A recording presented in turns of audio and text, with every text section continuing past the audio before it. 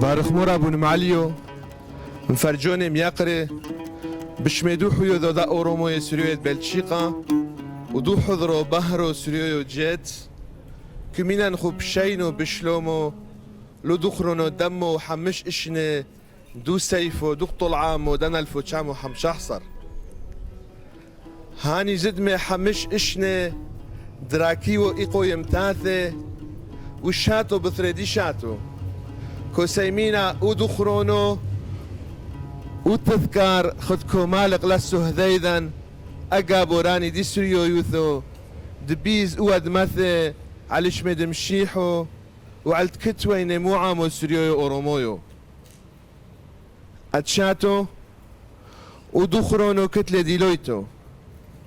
مو سبب دوكي وماضيرونو كورونا ليبن لتمينا الحدودين وموخا أتصفرو فرسلان على اليوتيوب وعلي فوثو دو فيسبوك دو حيوذو أما ملي دا بوليتيقوري وداريشوني دا شوتوسي دا عامد عايشي هنكست قطول عامو أنا رمنوي أيوذوي أتوتسوي درواندا بيرحد قاموثينا مهميو دمدومينا ولوبي بوليتيقويو عمنا حنونيدا أنا رمنوي حتى دي حكومة بلشيقة موديو رسمي دا سوريو يستقطيلي بو سيفو دانا الفوتشامو حمشحصر وميجازي وتنكيرو دقطو العامو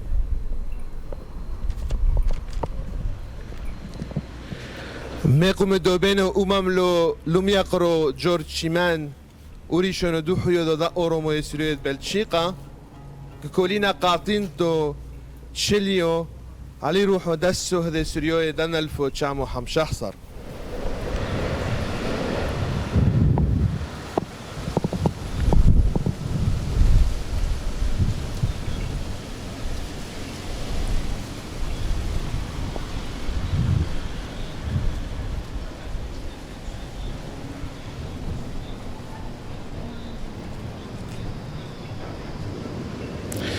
Merci. Avant de passer la parole à M. Georges Simen, le président de la Fédération des Araméens de Belgique, nous avons donc respecté une minute de silence à la mémoire des martyrs araméens. J'appelle maintenant M. Georges Simen, président de la Fédération des Araméens de Belgique. Bonjour à tous, mesdames et messieurs, en vos titres et noms et qualités. Au nom de la Fédération, des Araméens de Belgique, nous vous souhaitons la bienvenue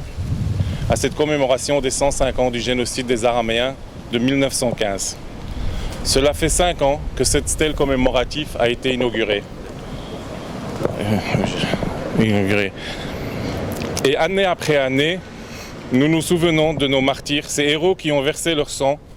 pour leur foi et leur identité. Même si cette commémoration a une forme particulière du fait de la pandémie du corona, nous voulions être présents aujourd'hui pour honorer la mémoire de nos martyrs. Nous avons diffusé ce matin sur notre page Facebook l'intervention de femmes et hommes politiques qui nous soutiennent dans notre combat pour la reconnaissance du génocide et de la pénalisation du négationnisme, ainsi que des représentants des associations de peuples victimes de génocide, juifs, tutsis et arméniens. Nous espérons que dans les mois à venir, ce long travail aboutira à la reconnaissance du génocide de 1915, ainsi qu'à la pénalisation de la négation par l'État belge. Je remercie Monsieur le bourgmestre de Jette, Hervé Doyen, Monsieur Karl Van Loo, député bruxellois, NVA, Monseigneur Georgis Gaurier, évêque de l'Église syriaque-orthodoxe de Belgique et France, pour leur présence. Je remercie également l'ensemble des personnes qui sont intervenues par vidéo. Les députés fédéraux, Sophie Rony pour DEFI, Georges Dalmagne pour le CDH, Michel Demac pour le MR. Les représentants des associations, Ina Van Looy du CCLJ, Johan Benziri du CCOJB, Deo Mazina de Résir, Félicité Lia Moukourou de Ibuka Justice et Mémoire et Nicolas Tavetian du Comité des Arméniens de Belgique. Merci à tous pour votre soutien. Merci Monsieur Georges Simen. Taoudi. Odok dobina imeltho luri shodi karkhutho di baladie jet die hawilan sanodo amu qoymo orhan aidin hatta druko iqoyim tathe. Je vais maintenant donner la parole à Monsieur le bourgmestre de Jette, Hervé Doyen, qui, à la demande des Araméens représentés à Jette par le conseiller communal Orhan Aydin, a porté ce projet avec nous de monument commémoratif du génocide des Araméens, et ce jusqu'à sa concrétisation. Monsieur le bourgmestre. Voilà, frères et sœurs, broeders en zusters, chers amis, beste vrienden. Je me devais, Covid-19 ou pas Covid-19, Orhan et moi-même, nous devions être présents ici, comme nous le sommes chaque année depuis des années et des années, depuis que cette stèle a été érigée à la mémoire des 500 000 Araméens morts en Turquie pour cause d'être Araméens ou Arméniens ou Juifs ou Grecs pontiques. Les événements de ces derniers jours, et notamment le fait de voir des statues de gauche et de droite vandalisées par des activistes, laisse à penser que le travail de mémoire est un travail important et que faute de faire un travail de mémoire, on en reste toujours avec des frustrations et le vandalisme qui s'exerce ces derniers jours sur un certain nombre de statues laisse à penser que ce travail de mémoire n'a pas été fait à suffisance. L'histoire n'est pas quelque chose qui tient dans un slogan de 50 caractères de la longueur d'un SMS ou d'un post sur Facebook. L'histoire est quelque chose qui s'apprend. L'histoire est quelque chose qui se lit. L'histoire est une science. L'histoire, c'est des recherches, ce sont des documents. Et donc, aujourd'hui, trop de gens résument l'histoire à des slogans. L'histoire, ce n'est pas un slogan. L'histoire, c'est une réalité et le génocide araméen est une réalité. C'est parce qu'aujourd'hui, l'État turc s'obstine à ne pas reconnaître le génocide arménien et le génocide araméen. C'est parce que cet État turc ne veut pas écrire l'histoire telle qu'elle s'est passée, mais veut écrire l'histoire au service d'une idéologie qui est la sienne, que nous ne serons jamais en paix. Et on n'est en paix que quand on écrit l'histoire telle qu'elle a été vécue par les uns et par les autres, de tous les côtés des fronts. L'Allemagne a fait ce travail. Ils ont fait un travail mémoriel à partir de 62-63, un travail important, notamment en poursuivant les derniers tortionnaires des camps, notamment en écrivant une histoire, en faisant du travail avec les élèves, en éduquant les futures générations, les générations présentes, celles qui n'ont pas connu la guerre. Parler à un jeune Allemand aujourd'hui de la guerre est pour lui une source de connaissances. Il n'est pas dans l'ignorance de ce qui s'est passé. C'est important pour les jeunes Allemands. Et donc ça devrait être important, ça devrait, au conditionnel, être important pour les jeunes générations turques. Malheureusement, quand on élève des générations entières dans l'ignorance, on arrive à des résultats comme ceux d'aujourd'hui, à savoir l'exacerbation de tous les nationalismes. Et il n'y a rien de pire que les nationalismes, parce que tous ces nationalismes mènent, quand ils sont mal compris, à la guerre. C'est ce que nous ne souhaitons pas, C'est pour ça que nous faisons ce travail, c'est pour ça que je suis ici, c'est pour ça que RAN est ici, c'est pour ça que vous êtes là, pour perpétuer la mémoire d'une histoire qui a été vécue dans la chair et dans le sang de 500 000 de vos frères. Merci. Merci Monsieur le bourgmestre pour ces paroles pleines de sens et de soutien, comme depuis le moment de l'inauguration de ce monument. كمينا تودي لوري شودي كارخوثو جد هاني حمششنا أعمينا يو كسندلان وكمعاولان وهيج ترمي حمششنا مينا قد بديلان ببروجاته هي أعمينا يو معاولان تودي إلي ودوكو قورين ولابون معاليو مرقي ورقيز قورية دوبيلان ملثو روحو نويتو علي أهمية علي أرصويثو دو دخرون دو سيفو شاتو بثريدي شاتو بارخ مرابون معاليو عم شبقونو إشاتو دألفو تشعمو حمشحصر مي بدايا شاتو دأدمويو على مشيحو كل تكتوينة وطن داش تركيا سريوية آشورية كالدوية أرمنوية روموية ومسلاثة دعوة حذويو بفرع غلبة وهو خايدة وما يقشيعو مو بستونو دعيشي كل عم حذوذة خدا حنونة وتاريخ بابل كديذة كومنطيلا دخرونة وأهدونة بويرحو دحزيرون ألفو تشعمو حمشحصر إنا قد ماطي أسيفو علو عاميذا نسريويو بدكو ثيذة بوا ثريذة كتيو مكتب زبنويو وطعن لي حاشة صعبة دمي دوري غلبة لطعيمي لو عاميذا مدورو دطلو ثحصر وبويا رحانو أحي لاوثو بدل هجمي على قرياوث سريوية بيكزرتو طور عبدين ونصيبن وهوخا بعصره بويا رحو دحزيرن فايتي على المردة وأربحصر بويا رحو على نصيبن وحاو عسري على المذيذ وغلبة دكوثة بطور عبدين آزخ وعين ورد وباسبرين وغير وعمانو تكتيو ساغ عم كل مدد مقادم لبريثو ولو علمو مو كلتور ومو يلفونو هي وإلي جزا حتى دمسخوري أعي تاوثي ومسخوري أما درشوثو بو سبب دي فرقية كيتو بو يلفونو بين أمشي حوية وطاية بدكو ثيذا وهوخا عايشي أمشي حوية خد وطن داش مو درغو داتري ولو قايثلو درغي ولو شلطوني بدولة أبيعي ميشاتو دألفو تمونيمو حمشو تشعي تجبرن دهون نوشي ترك دخصري إيهيمون وثثة ويوم ثثة إلو عماثي كولا أديو مكيبا قورينا بكل دكثو حتى بو انترنت ستني من سيفي هاون سيفي دوادمو هاون بحق دعا ميذن ديومو لو قايم علي رغلو قرشي دي شلطونوثو دعو ثمانوية ولطلب لي يومو دهوي مورد أرعو لروحي خدومي ددهاوي بغير دكوثي عم غير عامي وبو شكلانو وعاميذن عامو دو شينو دو شلومويو ورذيف محيلاوثي رابد بريثو دلمحا مللي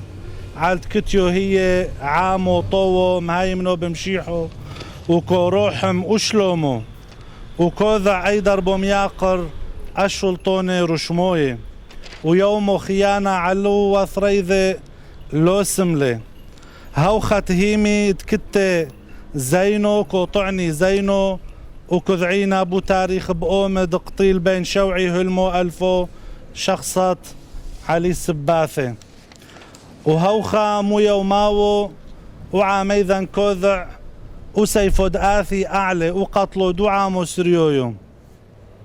اتغلبي منو شاني اتكتني مبرية لو زينو كتي ولو ميدي نحيري خدفاري بو سيفو وبخ نيجر وبسكينة يعني بغلبة رخصية نحرق وعامانو وقتيلني وسمي غلبة عدائية أعلية وتاريخ عماثي كولا كوطوريلا اد يوم كولينا وميقرينا نوشي غلبة قابوري معاميذا قاديري دمدفعي علي أمثو علو عامو بغلبة دكوثة ميطور عبدين ومخصا وردو ثريذا إذا بآزخ بمذيذ وعين ورد وبغلبة دكوثة قاديري محامن روحية. مع الأسف إن تيجي حاريتو نيجاتيفوا مسيمونيثو لو نافيقو اقتيل ايبا حسية وكهنة وديروية وماوثد الفايو دنوشي إذا مو كفنو مكيوي وبالأزيد منحورو بثرمد ما حتى قومية دمناقن يا موتو ياد عبري لطايوثو بجبرية وهوخا الفايو دبنوثة ونيش استني هاوي تعدائية أعلية وقتيلي ومحلقي أشلا دث بالنهراوثو وأميدانو كوحوزينا لحتى بشكل كوشو بهلة بميدد هاوي بسوريا وعراق علي دوث دنوشي كورحمي وادمو هوخا غلبة معسة كرداع عثمانية تكتة رتبة تكتني رشموية ولو رشموية ما طعي لو أمرو دوا زيرو طلعت باشا هاو دمرلي موقيذو ومحريو وقطالو وهوخا حاريوي قرياوثي ومتوقذي وأول قريثوت كوميذوعو إشما قربش تكتيو قاريتو أومد ديار بكر وهوخا أوعى ميذا مبربز مي دكثو لدكثو ومخليلة وواثرو وأزن الدكوثي العراق لسوريا ولبنان وفلسطين والأردن وهوخا بزورية بأبدلد مركوي أحا يثي أد يومك لازم دذعينا احنا أنو بغي دسو هدانك ودعا مود معاذب ويقشيوثو دحزيلة وعاميذا وجدو نيذا أد يومك لازم دائما طورينا لاقو العينين ولو طوعينا لا أي يوم ثانك الصعبة أد يومك وحوزينا يوموثو تحزنيتية أمثونوية وأحنا تسكتينا ستيني أكيفة وعفروت كتيو مشتيو بود مثت كتيو قاديشو نظيفو لكسوكت وأدمانوت كتيو زهيو وعلو خاد يوماكو كيفينا ريشينا قمرو حوثو دسهدي وتاريخ كوتوريلاند قورينا أد يوما بالأزيد احنا تكتنا بو عمرو دي على يموثو أو ويلا تدهاون علو عاميذا وبو شكلانو احنا استكلوزم هويلا نكليتو عم حذوذي خدشو توسي وقابستيني بحذو كليتو الطلبينا ومدافعينا على حقت دسهدي ودو عامانو ضظليم بيدكثو تكيت وهوخا كذعينا لقمو يثحق تكيت نوشو بثرميني كوطولو بكم داعي قالوهم حاسلي واحنا استيني كوطلبينا اصلا وثثي محلوفينا امين بارخ مرابو المعليو تودي لي ملثو روحو نويتو اودو قم قدمين علي قويمتو ما قيمينا تشمشتو تسهدي علي روحاثي ميرسي خفقة كل يوم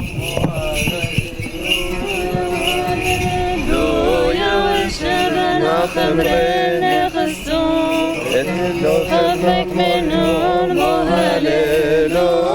هللويا لا تطعمك خام وصانا برخمور من علم هذا من علم المنامي ذكر الخنصة ذبري خيرك والعلبش مايو وين الياقة دور الخون الأضرم غصة وضغون ومن قال الصير ليسون سقط رومن قال ميرون صاد بري خير عيرهم علوي لملخ ملك وذي عيد بشمايو ولو ليروني يلديهم زيحو يوم إذا يوم بارخ مور وصدرهم ودبرهم ما نروي قدم سيفو اتكاللتم لو حاجتون بيشوع زينب سقيفو هو أروي لو أغشنا نبولصون من طول حب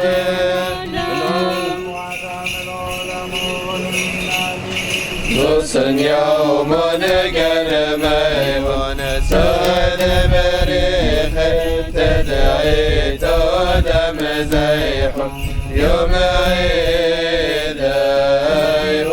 موتنا ملكم شيح شبح رابو أولين عامل أغنون لحد وثم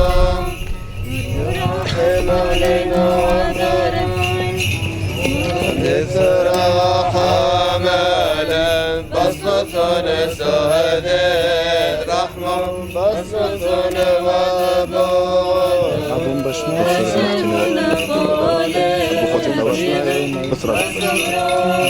قام يتابعوا يلا هاي كتنو يوم دعيد خيخون سود بريح البنية تعيدات خشو بشخين تدهدو ما يكون خد يكون يوم غاسحو أيكون اتخاطل سود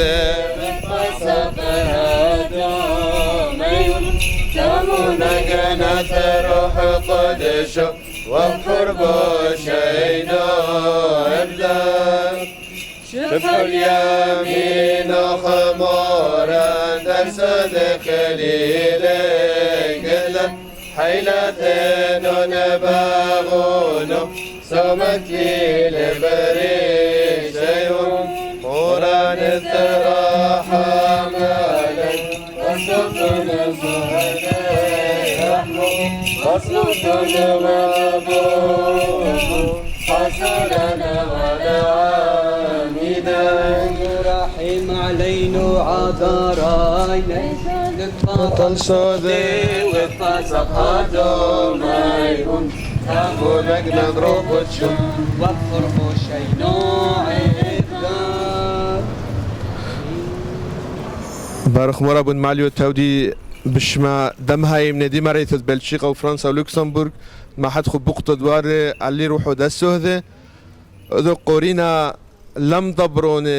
دوحو يو دورو موي سريو بلجيكا ودوحو درو بهرو سريو يو جيت دمحتي ورد قومي قويمتو. J'appelle les représentants de la Fédération des Araméens de Belgique et de BSJet pour déposer une couronne de fleurs au pied du monument.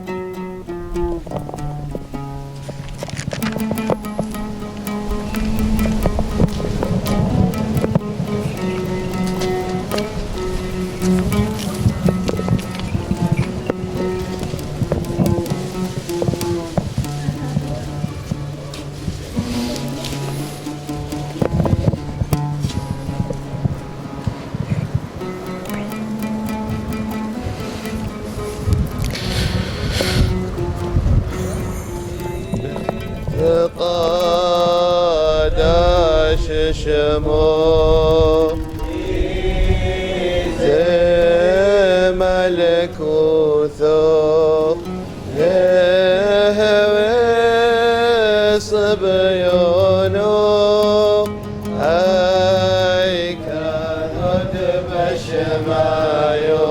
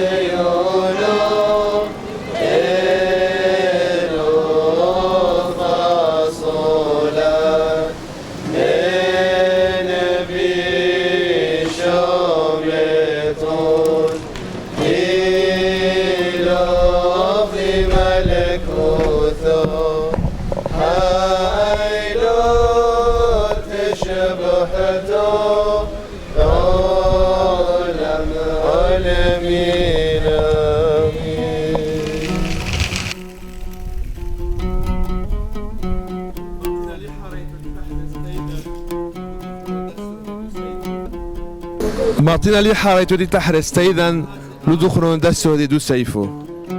اللهم حاسلي ومحاسي أعني ديت كليخو تدي لي مشتاو تفونوثو دابون معليو ودوري شو دي كارخوثو